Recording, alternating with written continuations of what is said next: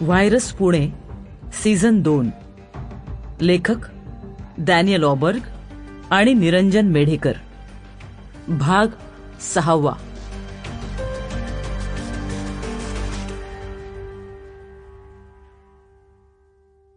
संतोषच्या खांद्यावरची आपली पकड आणखी घट्ट करत दिव्यानं त्याला उठायला भाग पाडलं. ते 2 पावलंही जात नाहीत तोच परत एकदा फायरिंगचा आवाज आला आणि गोळी संतोषच्या अगदी जवळून जात मागच्या भिंतीला लागली. पण संतोषला अजूनही कशाचंच भान नाहीये असं दिसत होतं. आता तो रडत ओरडत होता. विक्रमच्या डोक्यात संतोषनं हातोडा मारल्यापासून हा माणूस नक्की नॉर्मल आहे ना, हा असा का वागतोय असे विचार दिव्याच्या मनात येत होते. त्यामुळे तिला त्याची भीती वाटत होती. पण विक्रम मेल्यानं तिच्या मिशनचे ऑलरेडी 12 वाजले होते.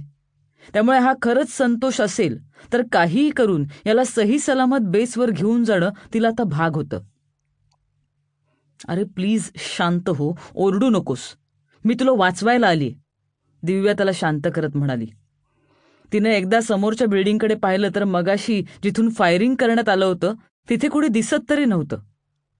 पण याचा सरळ सरळ अर्थ असा होता की तिथला गार्ड कोणत्याही क्षणी बिल्डिंगमधून खाली येत त्यांच्या समोर उभा ठाकण्याची शक्यता होती. इतक्यात तिला विक्रमचं बोलणं आठवलं. ते संगम ब्रिज ब्लास्ट करून उडवणारेत हे सगळ्या गार्ड्सना सांगण्यात आलं होतं. त्यामुळे तिला कुणी चुकून मारण्याची शक्यता खरं तर कमी होती असं तिला वाटू लागलं. पण तिच्यासोबत आता विक्रम कुठे होता? इतका वेळ तोच तर तिची ढाल होता. ती ढाल अचानक गेल्यानं ती स्वतःच आता टार्गेट झाली होती आणि सगळ्या गार्ड्सच्या रडारवर आली होती. असं नाही होऊ शकत, असं नाही होऊ शकत, संतोष हुंदका आवरत म्हणाला.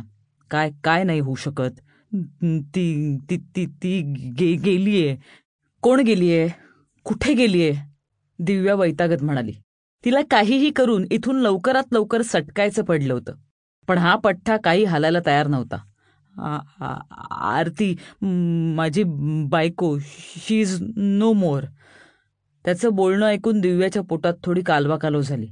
पण तिचं सगळं लक्ष त्याच्या मागावर कोणी येत नाही ना इकडे होतं. संतोषनं आणखीन काही वेडेपणा करू नये यासाठी तिने तिचा डावा हात अजूनही त्याच्या खांद्यावरच ठेवला होता. तिच्या उजव्या हातात Sample complete. Ready to continue?